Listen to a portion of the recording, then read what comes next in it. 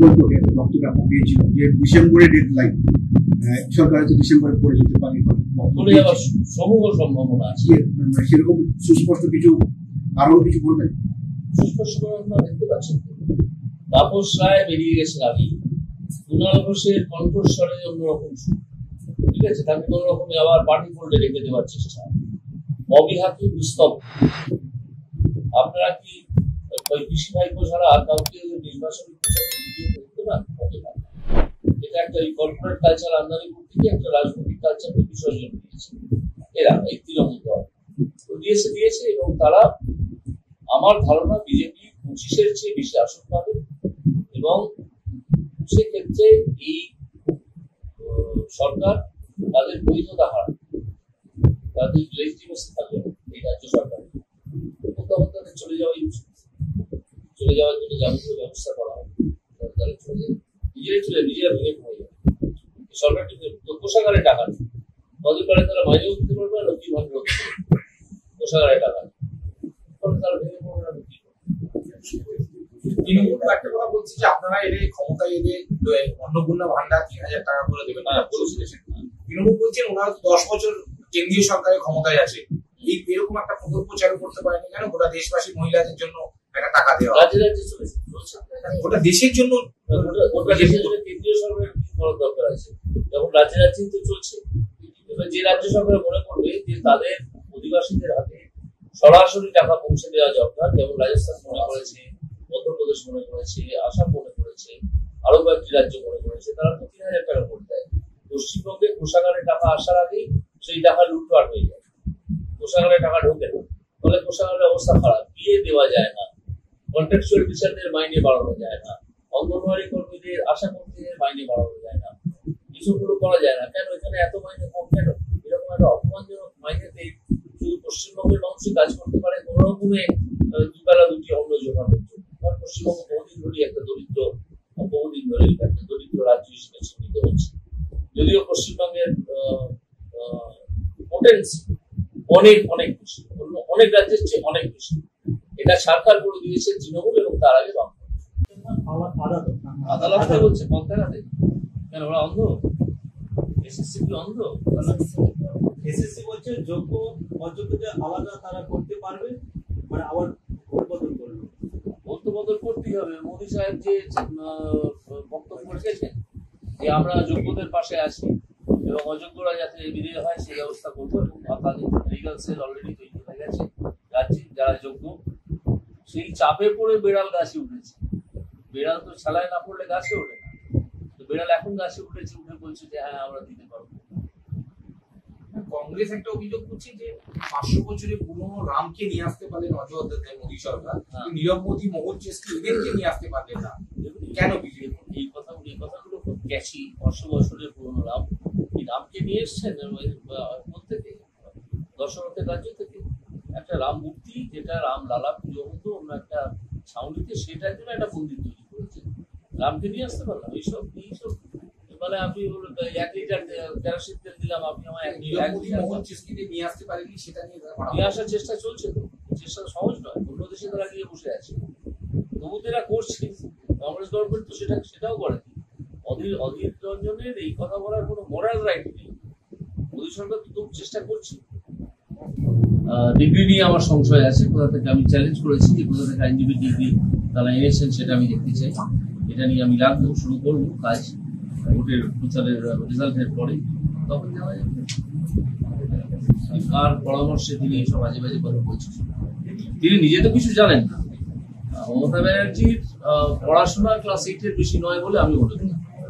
তিনি এই ধরনের কথাবার্তাই বলেন, মঞ্চে উঠে পঞ্চভূতের মতো নাচ করেন। মঞ্চে আছেন পঞ্চভূত, কিশোর কুমারের একটা ছোট ছড়া আছে না, সেরকম পঞ্চভূতের মতো না নৃত্য করেন তিনি এবং তার ভাইপো। দেখছো কি হয়েছে এইসব করে, কিন্তু পাড়ার রাস্তায় দাঁড়িয়ে ঝগড়া করা, কলতলায় ঝগড়ার মতো ব্যাপার করে ওইরকম ঝগড়া করার অভ্যাস ছিল। আমরা রাজনৈতিক কথাবার্তা বলি, এইসব সন্ত্রাসের দিকে থাকি না, নাহলে সন্ত্রাস তো আমরাও করতে পারতাম। আমাদের ক্ষমতা কিছু কম। ভারতবর্ষে 18টা রাজ্যে আমরা আছি। আমাদের ক্ষমতা কিছু কম নেই। আমরা তাদের তো বড় বড় 3 জন নেতাকে জেলে গড়াগড়ি খাওয়াচ্ছি, বার করতে পারছেন না। সেটা কি জানা না, মানে দুজনের খবর আমরা পেয়েছি, যারা দুজন গুন্ডা, যারা এই তৃণমূলের গুন্ডা, তারা যারা এটা বলেছে কোন কারখানা সেটা আমরা তদন্ত চালাচ্ছি। আমরা 2-1 দিনের মধ্যে সেটা আপনাদেরকে বলে দিতে পারবো। আর এছাড়া আপনারা তো নিজস্ব সূত্র আছে, আপনারা নিজস্ব সূত্রের খবর সংগ্রহ করতে পারেন যে কোন কারখানায় এটা করা হচ্ছে। এবং আমি আপনাদের জানিয়ে রাখছি, এটা কোনো মিথ্যে অভিযোগ নয়। আমরা একটা সুস্পষ্ট তথ্য পেয়েছি বলেই এটা আপনাদেরকে ডেকে আজকে এই সাংবাদিক সম্মেলন আমাদের করতে হচ্ছে। এটা যদি একটা ভুয়ো খবর হতো, হ্যাঁ, ইলেকশন কমিশনকে জানানো। যে দুজনের নাম আপনি বললেন এরা কি তৃণমূলের কোনো পদে রয়েছে? হ্যাঁ, তৃণমূলের পদে রয়েছে যুব সম্পাদক, যুগ্ম সাধারণ সম্পাদক এই বিশ্বজিৎ, এবং আরেকজনের নাম হচ্ছে সুভাষ। এই দুজন স্পষ্ট প্রমাণ পাওয়ার পরে কি আইনি কোনো পদক্ষেপ করবে? নিশ্চয়ই করবো, এবং আইনি পদক্ষেপ যেটা করবো তাতে এই যারা এগুলো করবেন, এই যে গুন্ডারা, তাদের কিন্তু ভবিষ্যৎ কণ্টকিত করবে। শ্রমিকরা তো শ্রম দপ্তরের অধীনে থাকেন, শ্রম দপ্তরে কি কোনো শ্রমিক লিখিত অভিযোগ করেছেন এই হুমকি? সেটা আমরা এখনো জানি না, আমরা খোঁজ নিচ্ছি। আপনারা কি শ্রম দপ্তরকে জানাচ্ছেন বিষয়টা? না, শ্রম দপ্তরকে আমরা এখনো জানাইনি, তবে আমরা নির্বাচন কমিশনকে জানিয়েছি। যেহেতু নির্বাচন দিদি চলছে, আমরা নির্বাচন কমিশনকে জানিয়েছি। আমরা আশা করছি নির্বাচন কমিশন এটা উপযুক্ত পদক্ষেপ নেবে এই গুন্ডাগিরি এবং জুলুমবাজির বিরুদ্ধে। হ্যাঁ, সেটা আমরা তদন্ত করছি। হলদিয়ার কি সব কারখানাতেই না কোন কোন? না, সব কারখানা, সব আচ্ছা, এটা শুধুমাত্র কন্ট্রাকচুয়াল লেবারদের ক্ষেত্রেই করতে করা হচ্ছে নাকি, না সমস্ত ধরনের? যাদের গেট পাসে ঢুকতে সকলের ক্ষেত্রে। তো এটা কোন কারখানায় পার্টিকুলারলি আমরা জানতে পেরেছি, কোন কারখানা সম্বন্ধে, সেটা আমরা 2-1 দিনের মধ্যে জানিয়ে দেবো। আর আপনারা জেনে রাখবেন যে এই জুলুমবাজি প্রতিটা কারখানাতেই শুরু হতে যাচ্ছে।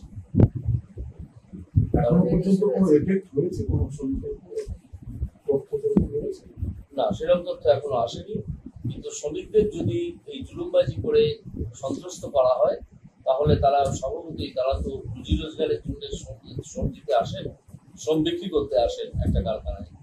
এই শ্রমের বাজারে তারা একটু পিছিয়ে যেতে পারে রাজনৈতিক কার্যকলাপ থেকে। আমরা তো বলছি যে সেই শ্রমিক তৃণমূল হতে পারেন, সিপিএম হতে পারেন, বিজেপি হতে পারেন, অন্য যে কোনো দল হতে পারে। আমরা সেই নিয়ে একেবারেই ভাবিত নিই, আমরা ভাবিত গণতান্ত্রিক পরিস্থিতি নিয়ে। এবং সেখানে এই জুলুমবাজি, আমি স্পষ্ট করে বলছি, এই জুলুমবাজি চালানো যাবে না। ভবিষ্যৎ যারা এটা চালাবে তাদের ভবিষ্যৎ কিন্তু কণ্টকিত করবে, আইনে জেরবার করে দেবে। শ্রমিকদের কি কোনো বার্তা দেবেন বা তাদেরকে আশ্বস্ত করতে? শ্রমিকদের আশ্বস্ত করলাম এই বলে যে আমরা আমাদের সব সামর্থ্য নিয়ে এবং ব্যক্তিগতভাবে আমি আমার গত 24 বছরের হাইকোর্টের অ্যাডভোকেট অভিজ্ঞতা নিয়ে তাদের পাশে সম্পূর্ণত থাকবো। এবং আপনারা জেনে রাখুন, আপনাদের কোনো ক্ষতি কেউ করতে পারবে না। বাইরে কারখানার যারা চালান তারা তো ব্যবসাটাই করতে এসছেন, তারা চট করে এইসব গুন্ডাগর্দি যারা করেন তাদেরকে ঘাটাতে চান না। তো সেই জন্য হয়তো তারা চুপ করে আসেন, কিন্তু আমার মনে হয় তাদেরও মুখ খোলা উচিত। কারণ কি জানতে পারবেন যে তাদের ছবিতে এরকম দেওয়া হচ্ছে, কোনোভাবে সেই খবর তো আসবে। এমন কোনো কি অভিযোগ আসছে যে ধরুন বাইরে হিসেবে প্রকাশ পাচ্ছে না, কিন্তু কারখানার কাজের ক্ষেত্রে ব্যাহত হচ্ছে, উৎপাদনে প্রভাব ফেলছে, এমন কিছু ব্যাপার? সেটা উৎপাদনের প্রভাব ফেলছে কিনা এটা কারখানার যিনি মালিক তিনি বলতে পারবেন। কোথাও কি ভয় পেয়ে তৃণমূল এটা করছে? মানে অবশ্যই তৃণমূল তো এখান থেকে নিশ্চিন্ত হয়ে গেছে। তৃণমূলের তো কোনো প্রচার দেখতে পাচ্ছি না। তারা আমাকে আহ্বান করে রাজনীতির মাঠে আসতে বলেছিল। আমি যখন পদত্যাগ করে রাজনীতির মাঠে এলাম তখন দেখলাম মাঠটি শূন্য, সেই মাঠে খেলার লোক নেই। তারা যতই চেঁচান খেলা হবে, আমরা বলেছি খেলা হবে, সকল গিয়ে বাড়ি যাবে। এখন দেখছি তাদের সেই অবস্থা, তাদের কোনো লোকজন আমাদের সামনে অন্তত আমরা দেখি, প্রচারও বিশেষ কিছু দেখছি না। সেই জন্যই ওরা এইসব গুন্ডাগুন্ডি এবং ওই 100% ভোট কাস্ট করাবে, ওই ইয়েতে পোলিং করাবে কিছু বুথে, এই চক্রান্ত যেটা গতকাল রাতে হয়েছে বলে শুনতে পাচ্ছি, আমাদের কাছে খবর এসেছে। সেটা নিয়ে কি নির্বাচন কমিশনকে জানাচ্ছেন আপনারা? আমরা জানাচ্ছি, আমরা জানাবো, খুব শীঘ্রই আমরা জানাবো। এটা সদ্য এসছে। কোন এলাকায়?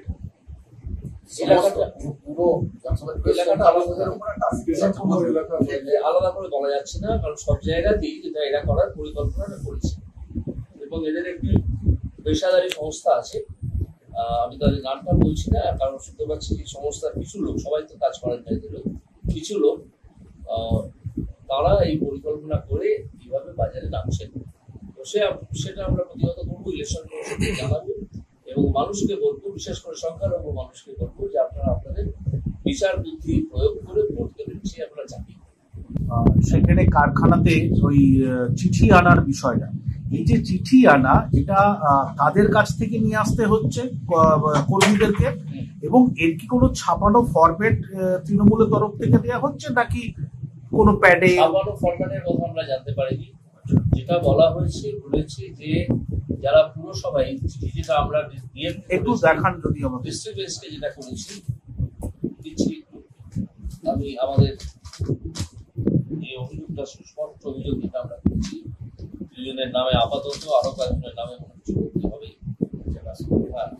জেলা সভানেত্রী অভিযোগটা করেছেন ডিস্ট্রিক্ট ম্যাজিস্ট্রেটের কাছে 7 মে। এটা হচ্ছে they have received notice to the concerned workers where they are commanding the workers to collect consent letter, এখান থেকে consent letter from ward president in case of municipality or from panchayat president in case of panchayat on their letterhead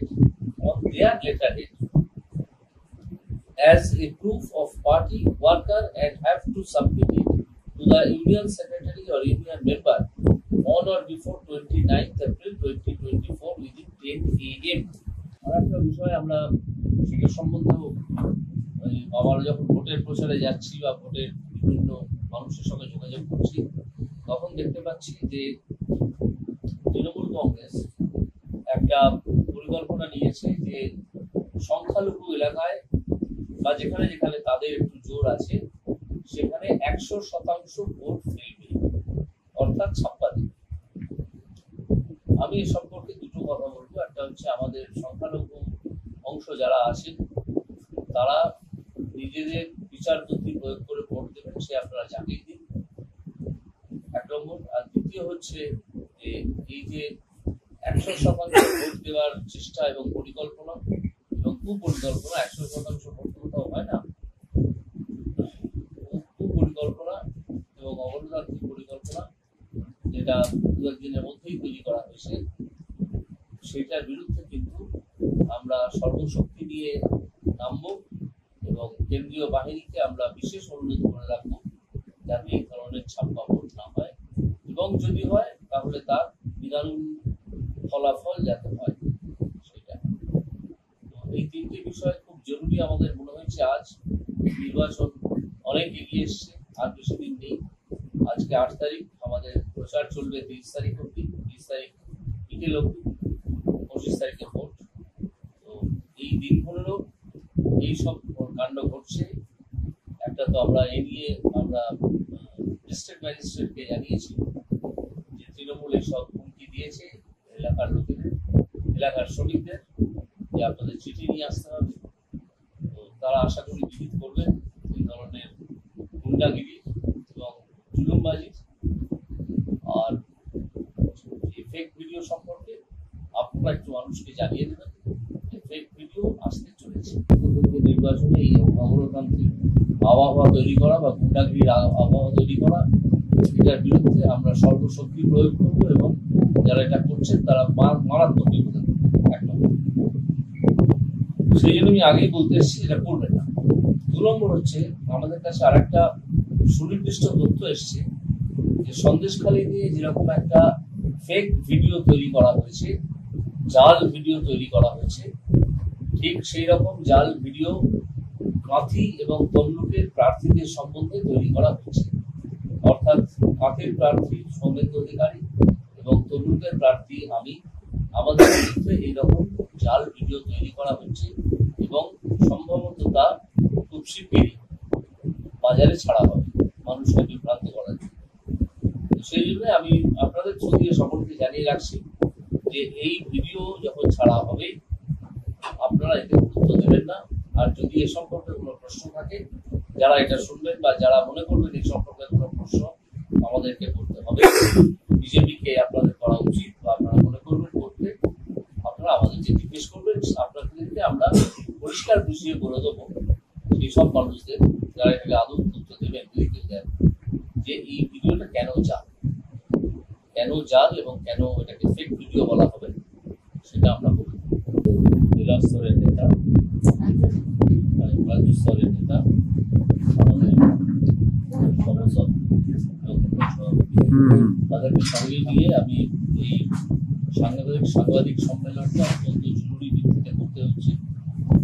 তার কারণ হচ্ছে আমাদের কাছে সুস্পষ্টভাবে তথ্য এসছে যে এই ফরাক হলদিয়া এলাকায় বিভিন্ন কারখানায় তৃণমূল কংগ্রেসের কিছু গুন্ডা বদমাশ নেতা, যারা নিজেদেরকে ট্রেড ইউনিয়নের লোক বলে জাহির করেন, দুজনের নাম আমরা আপাতত জানতে পেরেছি, বিশ্বজিৎ নায়ক এবং আরেকজনের নাম হচ্ছে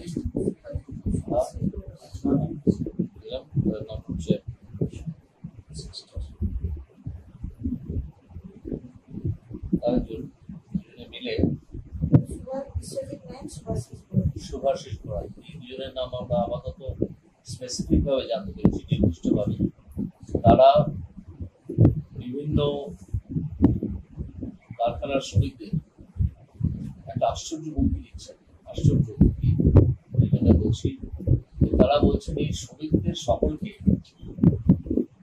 তারা যে যেখানে থাকেন সেখানকার তৃণমূল স্তরের তৃণমূলের নেতাদের কাছ থেকে চিঠি আনতে হবে, চিঠি এনে বলতে হবে, চিঠিতে লেখা থাকবে যে তিনি তৃণমূল কর্মী এবং তিনি তৃণমূলের এই নির্বাচনী কাজের সঙ্গে যুক্ত আছেন, তবেই তাকে কারখানায় ঢুকতে দেওয়া হবে, গেট পাস ইস্যু করা হবে, তা না হলে তাকে ঢুকতে দেওয়া হবে না। এবং এরকম হুমকিও দেওয়া হয়েছে বলে শোনা গেছে।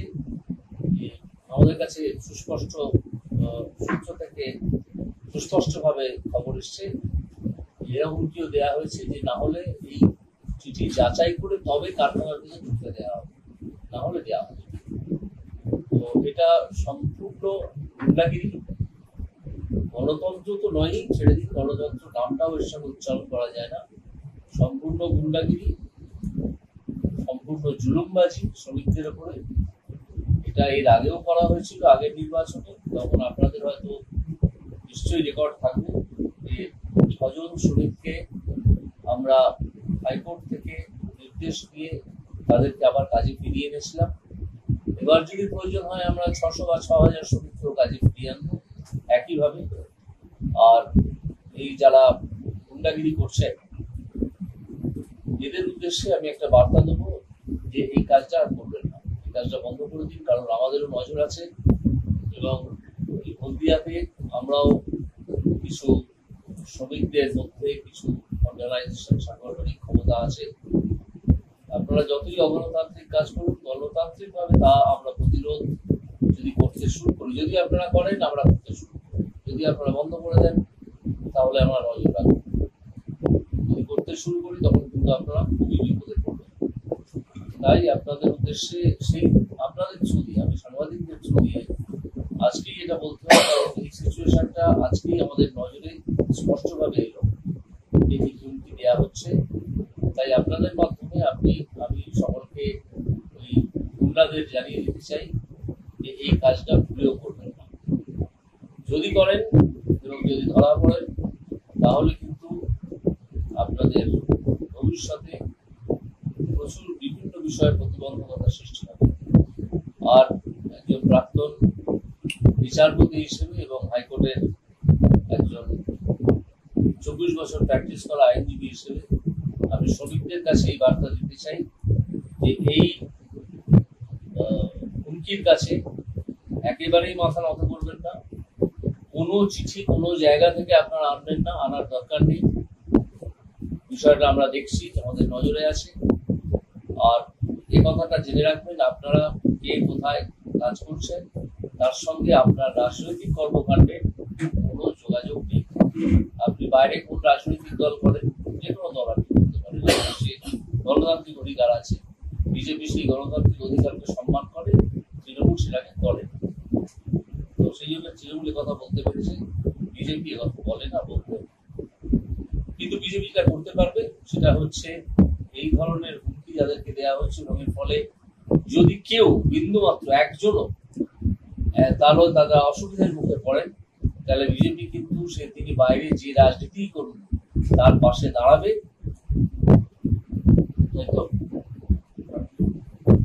হ্যাঁ, এবং আমি আমার সব সামর্থ্য নিয়ে একজন প্রাক্তন আইনজীবী এবং প্রাক্তন বিচারপতি হিসেবে সেই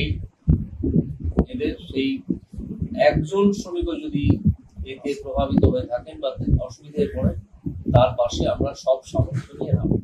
তাই শ্রমিকদের উদ্দেশ্যে বলছি, আপনারা এতে বিভ্রান্ত হবেন না, এই হুমকিকে পাত্তাই দেবেন না। আপনারা আপনাদের মতো করে আসবেন, আপনাদের জানিয়েও সেইভাবে কারখানার গেট দিয়ে করবেন। আর এই কথা যারা বলেন তাদের বিরুদ্ধে প্রতিবাদ করবেন, প্রতিরোধে সামিল হবেন। আমরাও নজর রাখছি, আমাদেরও আপনাদের পাশে দাঁড়িয়ে করতে বেশিক্ষণ সময় লাগবে না।